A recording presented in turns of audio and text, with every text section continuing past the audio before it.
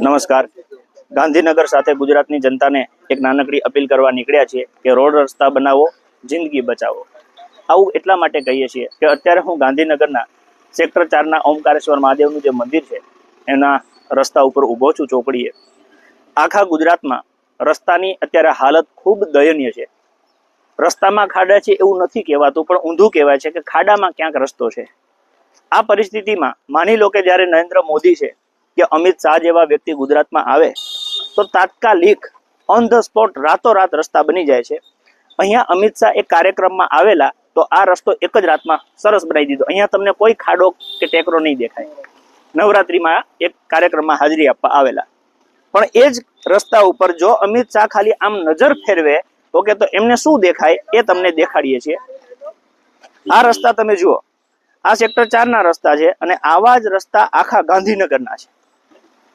હવે ગાંધીનગરની જે પ્રજા છે એના દ્વારા જે સરકારને ટેક્સ ભરવામાં આવે છે એ ટેક્સની કિંમત લગભગ વર્ષે સરકારનું બજેટ છે એ પ્રમાણે 1750 કરોડ છે.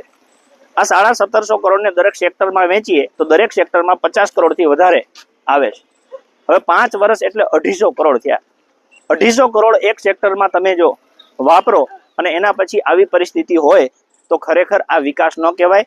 તો કે આ ભૂંડ ભક્તો જેને વિકાસ કહે છે એને બતાવું કે આ રોડ ઉપર તમે જો આ જે ખાડા છે, હવે માની લો કે અહીંયા આ રોડ ઉપર કોઈ પ્રકારનું કોર્ડન કરવામાં નથી આવ્યું કે અહીંયા તમે આ અંતર બતાવું, એક વેંત રોડથી એક વેંત હેઠું છે.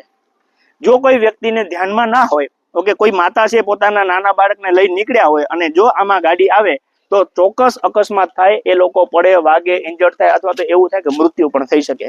આ પરિસ્થિતિ તમે જુઓ તો લોકોને હર હંમેશ આવી રીતના ઊંધું જ ભણાવવાનું, ગુઠા ભણાવવાની જે વાત આ ભાજપ સરકાર કરે છે, હવે ધીમે ધીમે લોકો પણ શીખી ગયા છે. જેમ જેમ તમે આગળ જશો આ રસ્તા, આમાં તમને ક્યાં ડામર દેખાય? તમે જો જોઈએ આમાં ક્યાં ડામર તમને દેખાય? આ ડામર છે ક્યાંય? આ રોડ છે ગાંધીનગરના. હવે અહીંયા ગાંધીનગરમાં તો હજી આવી કાપચી કે કાંકરી નાખી છે, બાકી તો રોડમાં એક કપચી નથી નાખી. અહીંના રહીશો સાથે વાત કરી, એમને અમને ફરિયાદ કરી કે અમે દોઢ વર્ષ થયા ઓકે અમારી રજૂઆત કરીએ છીએ, કોઈ સાંભળતું નથી. અમે અમારા છોકરાને ઘરની બહાર રમવા જવા નથી દેતા, સાયકલ હાંકવા નથી દેતા, અમારા છોકરાને રૂમમાં પૂરી રાખવાના.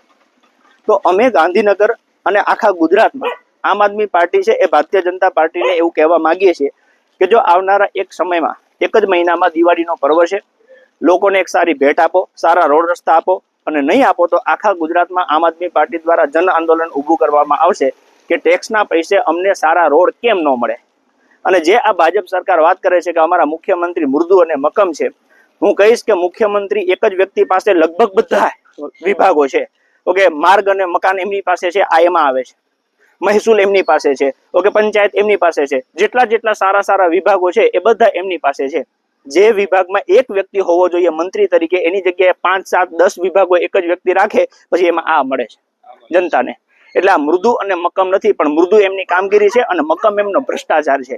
એટલે અમે ગુજરાતની જનતાને આજે એક નવો નારો આપવા જઈ રહ્યા છીએ કે મૃદુ કામગીરી, મક્કમ ભ્રષ્ટાચાર, મૃદુ કામગીરી, મક્કમ ભ્રષ્ટાચાર, મૃદુ કામગીરી, મક્કમ ભ્રષ્ટાચાર, મૃદુ કામગીરી, મક્કમ ભ્રષ્ટાચાર, મૃદુ કામગીરી. મક્કમ ભ્રષ્ટાચાર. હારે ભાજપ, હારે ભાજપ, હારે ભાજપ, હારે ભાજપ.